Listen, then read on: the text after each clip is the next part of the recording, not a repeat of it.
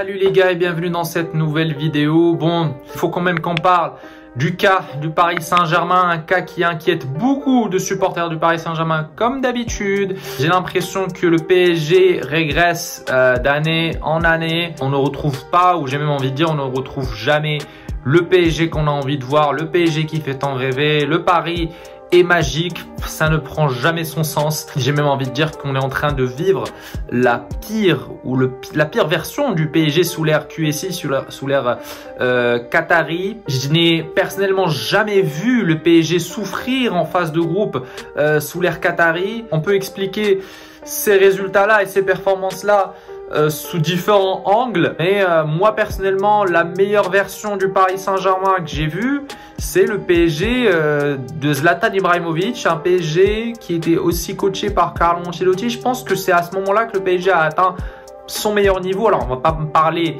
de l'année 2020 où le PSG a atteint la finale de Ligue des Champions. Ce n'est pas vraiment une vraie Ligue des Champions à ce moment-là. Je pense qu'un supporter parisien lucide ne sera jamais satisfait de cette campagne-là parce que ça s'est fait sur un Final 8 sans supporters, sans match retour, des matchs délocalisés et aussi contre des adversaires faciles. Donc je pense que cette saison-là, ils ont eu un peu de chance et le format qui les a aussi aidés à atteindre la finale. Mais voilà, en 2013, le PSG, quand ils ont joué le Barça en quart de finale de Ligue des Champions, je me rappelle de ce match-là qui était très compliqué pour le Barça, qui n'avait pas Messi à ce moment-là, qui était blessé et qui est rentré en phase de jeu et qu'en quelques parties, grâce à lui, le Barça a réussi à égaliser le match grâce à un but de Pedro. Je vous parle d'un truc qui s'est passé en 2013, c'est ouf, je suis un peu nostalgique, mais c'était compliqué pour le Barça cette saison-là, ou ce match-là surtout face à un PSG qui était en très grande forme. Et pour moi, comme j'ai pu le dire, la meilleure version du PSG, ce PSG-là est, j'ai pas envie de dire catastrophique, mais décevant. Mais en même temps, on s'attend à quoi? J'estime que c'est le vrai niveau du PSG qu'on est en train de voir. On n'est pas du tout en train de sous-estimer ni de surestimer les joueurs, parce que tout simplement, quand un PSG qui, selon ses dirigeants, préfère se débarrasser de Messi et Neymar, des deux meilleurs joueurs de l'histoire de football, pour les remplacer avec Dembélé, Lee, Kolo Muani, Asensio, Gonzalo Ramos, et espérer avoir de meilleurs résultats. Donc franchement, et même avec un Messi nonchalant et un Neymar souvent blessé, le PSG réussissait à s'en sortir, à faire de bons matchs. Et je me rappelle de ce qu'avait dit Benzema en 2022 quand le Real avait joué ce fameux match et ce fameux 8e face au PSG. Benzema avait affirmé après le sac du Real lors de cette Ligue des Champions que le match le plus dur du Real, c'était face au PSG. Parce que le Real a tout simplement bien joué pendant 20 minutes. Ils ont été absents pendant 100 minutes en comptant les deux matchs. Mais ils se sont réveillés pendant 20 minutes, ils ont profité de la fébrilité du PSG. Le PSG se sont déconnectés pendant 20 minutes et ils se sont fait manger par le Real. Et voilà, le match a été plié et le Real s'est qualifié. Et quand on voit ce qu'a fait le Real lors des matchs d'après, on comprend mieux pourquoi Benzema tient ces propos-là. Donc pour moi, ce PSG-là, c'était un PSG qui pouvait potentiellement travailler un peu plus sur leur mental. Mais malheureusement, ils étaient coachés par un coach qui n'était pas à la hauteur de ces grands événements. Je cite Mauricio Pochettino. Donc c'est ce qui fait que bon, le PSG a perdu ce match-là. Mais bon, on va quand même parler un petit peu de ce qui s'est passé aujourd'hui lors de ce match-là. Alors oui, on va quand même parler des erreurs d'arbitrage. L'arbitre qui a arbitré la dernière finale de la Coupe du Monde. Aujourd'hui, je trouve qu'il a fait quand même quelques erreurs sur quelques pénaltys non sifflés. Surtout le péno de Hakimi, qui était clair pour moi. Le pénalty de Fabien Ruiz, qui provoque une main aussi. Ça, c'était une main claire, mais pour moi, la main sur laquelle il siffle le penalty dans les derniers instants du match, ce n'est pas vraiment une main. C'est une main involontaire. On est tous d'accord que le ballon tape d'abord dans son pec, ou en tout cas, il tape dans son corps, dans une autre partie de son corps, et après, ça effleure le bras. Ce n'est pas comme la main qu'a provoqué Fabien Ruiz, qui est clairement un geste pour empêcher le ballon d'être relancé dans cette phase offensive du PSG, ainsi que le tacle qu'a subi Hakimi, qui était en pleine vitesse et qui a été déséquilibré par le défenseur. C'est quand même des fautes graves qu'il a fait, et je pense que le penalty qu'il siffle en fin de match, c'est pour se rattraper des erreurs qu'il a faites lors de ce match-là. Mais bon, ce n'est pas comme ça que ça doit marcher. Normalement, on a introduit la VAR pour justement éviter ce genre de polémique. Mais là, on se retrouve avec quelques polémiques. Alors oui, le PSG s'en sort bien, j'ai envie de dire. Parce qu'ils ne vont certainement pas s'en plaindre de l'arbitrage. Il leur a offert un penalty en fin de match, mais ils se disent quand même qu'ils auraient pu avoir d'autres penalties bien avant la 90e minute qui auraient pu leur permettre d'avoir plus de temps pour revenir dans ce match-là. Moi, ce que je vois surtout, c'est une équipe sans âme, une équipe avec un manque de caractère. Alors oui, il y a eu plusieurs occasions, mais pas beaucoup de tirs cadrés. Ça, c'est dû au fait que Mbappé a besoin de joueurs de qualité autour de lui. On dit souvent que le fait que Mbappé est absent lors des matchs les plus importants, Mbappé, c'est pas comme Haaland. Haaland, ça peut lui arriver. C'est d'ailleurs à cause de ça qu'il n'a pas gagné son ballon d'or. Mais Mbappé, c'est surtout un joueur qui a besoin d'avoir des joueurs de qualité autour de lui. Et surtout, des numéros 10 de qualité autour de lui. Je m'explique. En équipe de France, pourquoi Mbappé est toujours le meilleur joueur? Parce qu'en équipe de France, il a un Giroud, un numéro 9 avec qui il s'entend très bien. Un pivot sur qui il s'appuie énormément, chose qu'il ne peut pas faire au PSG parce qu'il n'a pas le même profil. Un Antoine Griezmann, un numéro 10 de qualité, un des meilleurs numéros 10 de ces dernières années, de cette décennie. Ah, il avait ce même profil-là au PSG, un certain Messi et également Neymar quand il était en forme. Bon, là, il a qui? Il a Dembélé, c'est pas un numéro 10. Asensio, bon, c'est un joueur qui régresse d'année en année. Lee, bon, c'est encore un jeune, on connaît pas son potentiel. Gonçalo Ramos, Kolo Muani, c'est des neufs, j'ai envie de dire. Ce qui fait que Mbappé se retrouve perdu dans cette équipe-là et profite de ses penalties pour pouvoir marquer encore des buts avec le PSG, pour pouvoir être présent et sauver cette équipe-là. Mais sinon, je pense qu'il y a un énorme déséquilibre dans cette attaque du PSG. Ah, pour moi, dans l'attaque du PSG, on n'a que des ailiers. Je crois pas que ça soit une attaque équilibrée. En tout cas, c'est ce qu'on reprochait au PSG lors de ces dernières années en disant que l'attaque Messi, Mbappé et Neymar n'était pas vraiment adapté, n'était pas vraiment une bonne idée parce que c'est une sorte de guerre d'ego, etc. Non, c'est n'importe quoi. C'est Mbappé qui a créé cette guerre d'ego. C'est Mbappé qui a complètement bousillé la relation avec lui et Mbappé, avec lui et Neymar, pardon. Donc, je pense que c'est Mbappé qui a provoqué cette guerre-là parce que Messi, en arrivant au PSG, il a compris que c'est Mbappé le roi. Je crois que ça s'est vu sur le terrain sans même qu'on voit Messi s'exprimer en disant quoi que ce soit. Messi offrait beaucoup de caviar à Mbappé l'année dernière et en partie grâce à lui que Mbappé a fini par marquer beaucoup de buts l'année dernière.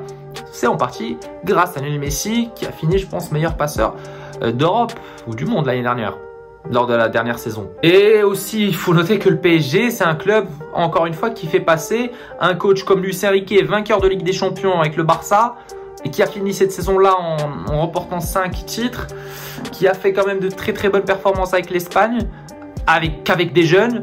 Bah là, on le voit comme un entraîneur lambda, en fait. Il se fait passer pour un entraîneur incompétent peut-être, je sais pas. Et malgré lui, voilà, il est l'entraîneur qui entraîne actuellement la pire version du PSG sous l'ère qatari, malheureusement pour lui. Bon, d'habitude, le PSG nous a habitués à ramener des coachs inexpérimentés en Coupe d'Europe, comme Galtier, Laurent Blanc ou Unai Emery, parce que Unai Emery, au moment d'arriver au PSG, il avait fait que des clubs espagnols, il n'avait fait que de l'Europa League. Donc à part Thomas Tuchel et Ancelotti, sous l'ère qatarais, on n'a pas vu des coachs expérimentés en Ligue des Champions. Surtout Ancelotti, parce qu'Ancelotti, on arrive au PSG, il avait déjà gagné des Ligues des Champions en tant que coach. C'est vraiment un gros point d'interrogation ce qui est en train de vivre le PSG encore une fois, car c'est un club qui, à mon avis, est voué à l'échec. On ne sait pas la solution qu'il faut avoir avec ce club-là pour le voir briller et pour le voir enfin remporter une Ligue des Champions. Alors, soit ils sont impatients, chose qu'ils le sont parce qu'ils nous ont prouvé durant ces dernières années qu'ils ont été impatients, qu'ils ont fait beaucoup de changements tout le temps. Ils ne se sont jamais appuyés sur les bons joueurs, sur le bon coach pour construire un collectif autour de ces joueurs-là et espérer progresser pendant 2, 3, 4 ans, chose qu'a fait le Manchester City, de Guardiola surtout. Je pense que depuis que Guardiola entraîne City, je ne sais pas combien de coachs a eu le PSG. Alors ils ont eu Galtier, ils ont eu Pochettino, Tuchel, maintenant Luis Enrique, Unai Emery aussi, ouais. Ça en fait beaucoup, alors que Guardiola est avec City depuis 2016 si je me trompe pas. Ça fait quand même beaucoup pour un projet Ligue des Champions. Je pense que pour construire un vrai projet, il faut s'appuyer s'appuyer sur un entraîneur et lui faire confiance et le laisser faire sa sauce, le laisser vraiment travailler tranquillement et construire son collectif et son effectif pendant des années. C'est comme ça qu'on va réussir à gagner la Ligue des Champions. Malheureusement, de cette façon-là, en faisant plusieurs changements tout le temps et constamment, en mettant de la pression permanente sur les joueurs et sur les coachs, ça ne va jamais marcher. Ça ne va jamais marcher malheureusement. Donc là, le PSG se retrouve dans une situation assez délicate puisqu'ils sont obligés de faire une performance face à Dortmund lors de la dernière journée au Signal Iduna Park. Ça va être très compliqué parce que certes, ils dépendent d'eux-mêmes, hein, parce que s'ils avaient perdu ce match-là, ils n'auraient pas dépendu d'eux-mêmes quand ils ont joué face à Dortmund. Là, cette fois-ci, ils ont leur carte entre les mains. S'ils gagnent, bon, forcément, ils vont se qualifier en tant que premier, je pense. Après, s'ils ne gagnent pas, il faut dépendre des résultats des autres équipes ou de l'autre match, surtout le match de Milan contre Newcastle. Milan qui se retrouve aussi avec 5 points, pareil que Newcastle. Et il faut noter que le PSG va jouer sans Dembélé, un gros manque parce que ça a été aujourd'hui un des joueurs les plus importants de cette équipe-là, un des joueurs qui était les plus dangereux de cette équipe-là, qui aurait pu débloquer la situation à n'importe quel moment et offrir la victoire au PSG. Mais donc sans ce joueur-là, je ne sais pas comment le PSG pourra aller décrocher les 3 points au Signal Iduna Park. Après, tout peut arriver dans le football. Ils ont quand même les moyens, ils ont quand même les armes pour aller gagner là-bas. Ils les ont battus au match aller, au Parc des Princes, donc tout est possible. Mais c'est quand même pas de chance pour le PSG cette saison, j'ai envie de dire, parce que c'est un club qui finit quand même champion de France, donc qui finit premier du championnat et qui se retrouve dans le groupe de la mort, donc le groupe de Newcastle, Milan et Dortmund. Et là, voilà, donc ils se retrouvent dans une situation où 3 équipes peuvent se qualifier. Donc Dortmund sont déjà qualifiés et voilà, Newcastle peut se qualifier, PSG peut se qualifier et Milan peut se qualifier. Donc une place se joue désormais entre 3 clubs. Ça s'annonce palpitant la dernière journée de cette Ligue des Champions, surtout de ce groupe-là, le groupe de la mort. J'ai hâte de voir la suite. Du coup, la question que j'ai envie de vous poser les gars est la suivante. Le PSG va-t-il réussir à s'en sortir de ce groupe de la mort? Dites-moi tout en commentaire, j'aimerais bien avoir vos avis comme d'habitude les gars. Moi mon pronostic, je pense qu'ils vont quand même réussir à s'en sortir. Je ne sais pas par quel moyen, mais ils vont quand même s'en sortir de ce groupe-là parce que je les vois mal se prendre une raclée face à Dortmund. Alors oui, c'est fort probable, mais j'ai un sentiment et j'ai ce sentiment-là qu'ils vont s'en sortir de ce groupe-là. Pourquoi? Parce que j'ai également le sentiment qu'ils vont finir justement deuxième. Hein, ils vont pas finir premier, je sens pas qu'ils vont finir premier, ils vont finir deuxième, donc ils vont profiter peut-être d'un résultat, d'un nul de l'autre match et peut-être eux aussi feront un nul face à Dortmund. J'ai pas envie de calculer pour voir les possibilités, les probabilités qu'il y a, mais je sens qu'ils vont finir quand même deuxième. Le Barça finira premier et je sens qu'il y aura un 8e Barça PSG, un classique qu'on a vu ces dernières années en 8e de Ligue des Champions. Je le sens ce match, je le sens arriver. Je ne sais pas pour vous les gars, dites-moi tout en commentaire, dites-moi vraiment si vous sentez vraiment ce match arriver, vous aussi.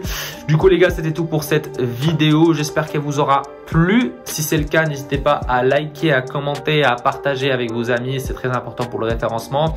Et n'oubliez pas aussi de vous abonner et activer la cloche pour ne rater aucune de mes vidéos les gars. Sur ce les gars, on se retrouvera lors d'une prochaine vidéo, prenez soin de vous, ciao ciao.